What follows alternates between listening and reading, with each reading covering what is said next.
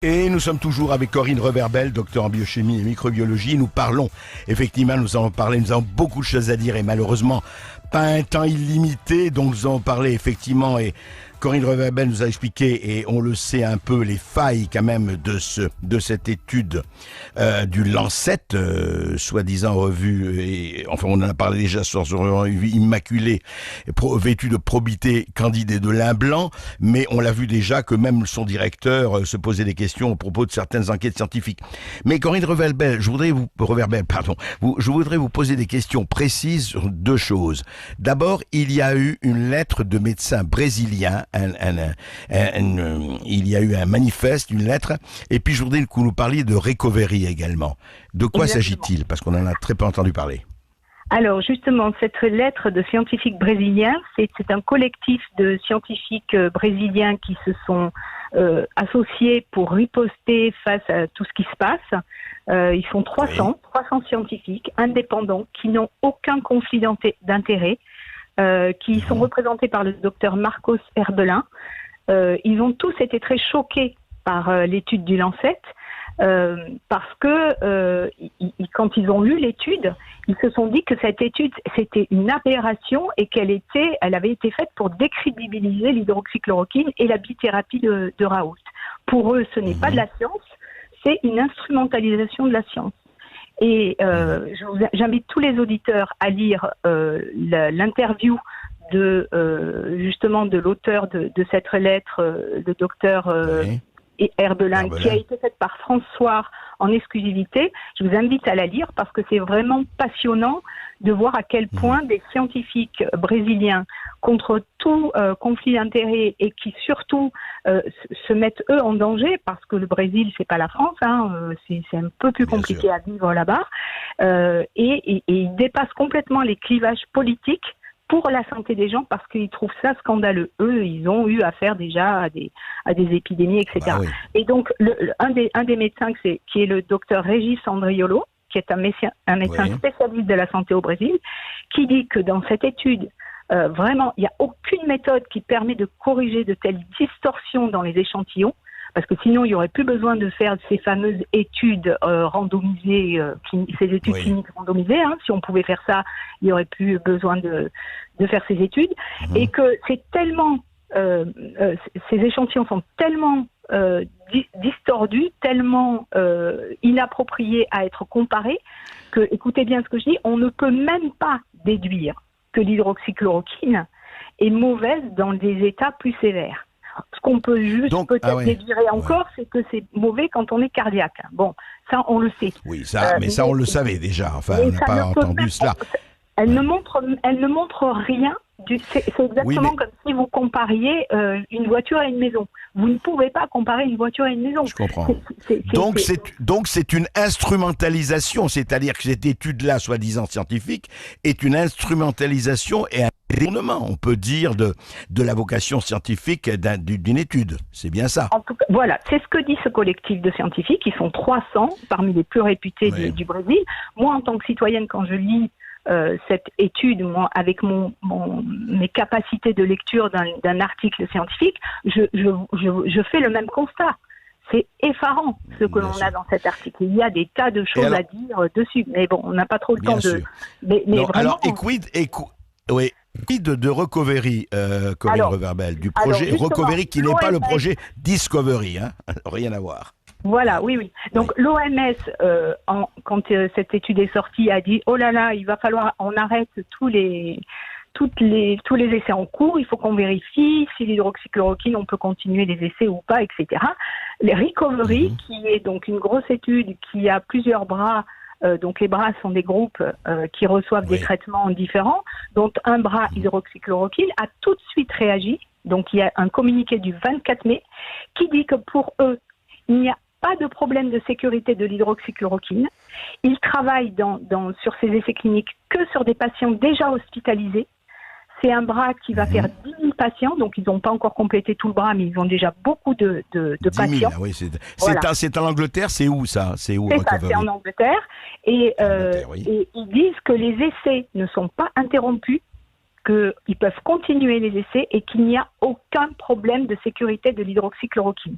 Et pour moi, en tant que citoyenne, ça remet encore plus en cause l'étude du Lancet. Donc tous ceux qui disent l'étude du Lancet, c'est une bonne étude, etc., ce n'est pas possible. Parce que les gens qui font des vrais essais avec des vrais patients et qui font pas de l'analyse de data, de dossiers de patients de partout dans le monde, eux, ils disent l'hydroxychloroquine, il n'y a pas de problème de sécurité. Voilà. Alors, comment expliquez-vous, alors je parle à la citoyenne comme à la chercheuse, enfin à la docteure en biochimie, mais parlons ainsi de l'ex-chercheuse, comment vous expliquez cette réaction extrêmement forte d'abord de l'OMS? 80% du financement de l'OMS ne provient pas des États-nations, mais d'intérêts privés. Donc l'OMS devrait vraiment être impliquée dans les décisions qui touchent à la politique publique. Ce sont des versements volontaires qui proviennent essentiellement d'États, mais aussi souvent d'institutions privées, comme la Fondation Gates, et de l'industrie pharmaceutique. Et à nos yeux, c'est très problématique, parce que les États, les fondations et surtout les groupes pharmaceutiques ont leur propre agenda. Ils suivent leurs propres objectifs. Ils influencent, voire manipulent les choix de l'Organisation mondiale de la santé. Et en même temps, là, du Haut Conseil de la santé publique, qui a tout de suite dit « Ah non, il faut tout arrêter, ça ne va pas ». Comment l'expliquez-vous? Comment l'interprétez-vous? Alors écoutez, je pense que c'est très compliqué. Je pense, moi, j'ai mon propre avis effectivement sur cette question. On peut se poser la question de quel est le rôle politique de l'OMS. Au sommet, il y a corruption. De l'OMS, quand même, Organisation mondiale de la santé. Mais ils n'en sont pas à un coup d'essai. Enfin, j'ai analysé le curriculum vitae des 34 membres de la commission de l'OMS. Ça suffit, quoi. Ce sont tous les lobbyistes dans chaque État qui sont membres de cette commission. D'ailleurs, Trump questionne le financement. La pression que fait monsieur Bill Gates, qui met ses milliards partout pour corrompre, et les autorités sanitaires, vous trouvez quand même normal que monsieur Bill Gates finance 14% du budget des 4,5 milliards de l'OMS? Il demande des comptes à l'OMS dans son rôle dans la crise, et l'Allemagne... Oui, et puis on connaît ses rapports avec la Chine. Attendez, Corinne Reverbel, on connaît les rapports de l'OMS avec la Chine. Il y a eu beaucoup de choses qui ont été publiées. Voilà. L'Allemagne vient de rejoindre Trump sur ce sujet-là. Le ministre allemand de la Santé, qui s'appelle Jens Spahn, qui déclare au Financial Times que Trump a raison de demander des comptes à l'OMS et qu'il faut savoir où va l'argent et qu'il faut réformer l'organisation. En mars 2015, l'Agence de recherche sur le cancer de l'OMS reconnaît que le glyphosate est probablement cancérigène. Peu après, une autre commission de l'organisation déclare le pesticide sans danger. Pour de nombreux experts, cet avis a été influencé, car deux membres importants de la commission en question travaillent aussi pour un groupe de pression, l'ILSI.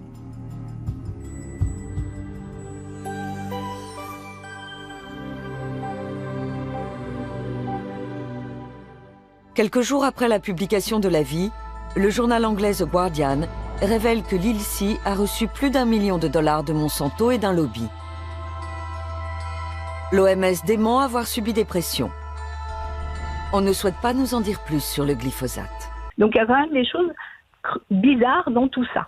Donc nous, en tant que citoyens, on peut s'interroger sur quoi se basent certaines décisions politiques, sur quoi se base l'OMS pour donner certaines directions.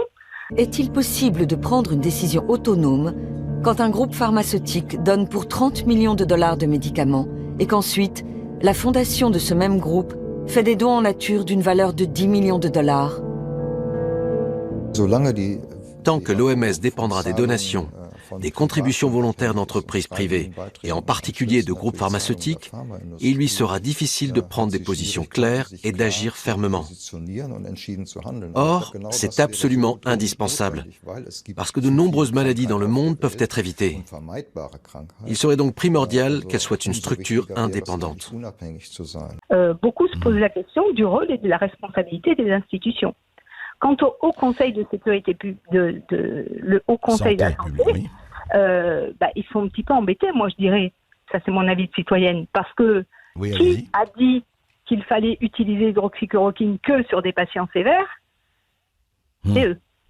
D'accord? Donc aujourd'hui, il y a une étude dont on sait qu'elle n'a aucune valeur. Et moi, je pense que même sur les patients sévères, quand c'est bien fait, quand les médecins, ils savent faire, ils font leur travail correctement, ils donnent pas à des gens cardiaques, il n'y a pas de risque. Mais eux, ils sont embêtés parce que pour le coup, on va les pointer du doigt. Donc, responsabilité. Eh oui. Voilà, c'est très politique et moi je pense que ce serait très bien, et ça c'est vraiment un avis que je veux faire passer parce que ça me rend vraiment dingue de voir ce qui se passe, c'est qu'il faut arrêter que des gens qui ont des conflits d'intérêts extraordinaires avec tous les grands laboratoires pharmaceutiques du monde soient dans des postes de décision politique. C'est insupportable. Voilà. Et partout dans nos instances françaises, mais je pense que c'est pareil ailleurs, on a des gens qui donnent leur avis, qui prennent des décisions stratégiques alors qu'ils ont des conflits d'intérêts énormes. Et ça, ce n'est pas possible. Voilà. Ça, c'est mon avis personnel. Non, mais c'est un avis, je crois, qui est assez partagé. Et en tout cas, vous savez que la loi demande à tous les médecins qui parlent à la radio, à la télévision ou ailleurs de dire avec quel laboratoire, avec quelle entreprise ils émargent, avec qui ils ont des rapports financiers, ce qu'ils ont le droit. Mais la transparence est fondamentale. Et vous avez raison de souligner que là, on ne peut pas dire que la transparence soit vraiment à la fête. Vous dénoncez de nombreux conflits d'intérêts autour donc de cette polémique entre Didier Raoult et certains de ses confrères. Vous dénoncez notamment donc je l'ai dit, ce tabassage médiatique sur BFM TV. Vous parlez aussi de 3 autres médecins. Alors je vais les citer puisque on est dans les incorrectibles. Il n'y a pas de sujet tabou. Vous parlez de Karine Lacombe, Xavier Lescure et Gilbert Deray. Alors est-ce que vous pouvez nous rappeler un petit peu qui sont ces 3 médecins, professeurs pour certains, infectiologues réputés, et pourquoi il y aurait de possibles conflits d'intérêts? Alors, ce sont 3 médecins parisiens qui sont montés au créneau immédiatement pour attaquer Raoult. Bon, ça, c'est pas forcément un défaut. Non, tout à fait, mais c'est simplement, il faut citer tout le contexte. C'est-à-dire qu'ils sont montés au créneau pour attaquer Raoult avec essentiellement des arguments émotionnels. C'était très essentiellement, l'une a dit que c'était atroce ce qu'il faisait à Marseille. Bon, il a prêté le serment d'Hippocrate et il a essayé en son âme et conscience de sauver ses patients. Je ne vois pas en quoi c'est atroce, avec des médicaments bien entendu qui étaient autorisés depuis des décennies. Donc ces 3 personnes sont montées au créneau pour attaquer Raoult, mais elles ont oublié de déclarer dans leurs interviews à leurs auditeurs qu'elles avaient des liens d'intérêt avérés et déclarés officiellement, puisque vous savez que depuis le scandale du Mediator, les médecins sont obligés de déclarer leurs liens d'intérêt avec les laboratoires. Eh bien, ils avaient des liens d'intérêt avec le laboratoire Gilead, dont l'action évolue très rapidement selon les nouvelles sur l'hydroxychloroquine. C'est tout à fait intéressant de le constater. Quand Donald Trump a parlé d'hydroxychloroquine, leur action s'est effondrée. Et c'est le laboratoire de très loin qui a le plus à gagner si l'hydroxychloroquine est réputée non efficace. Nous avons d'un côté le professeur Raoult qui nous montre, avec son équipe, qu'il n'y a plus de charge virale au bout de 5 jours chez les patients, qui ne sont donc plus contagieux et qui, d'autre part, s'améliorent considérablement et n'ont pas de complications. Nous avons l'agence du médicament américaine, la FDA, la plus dure, la plus sévère, la plus exigeante, qui, au vu de ces résultats, accepte que tous les médecins hospitaliers américains puissent en donner à leurs patients dans des formes qui ne sont pas justement sévères. Car quand c'est sévère, l'hydroxychloroquine ne marche pas. Enfin, on a le taux de mortalité à Marseille, là où le professeur Raoult traite ses patients très rapidement dès qu'ils sont positifs.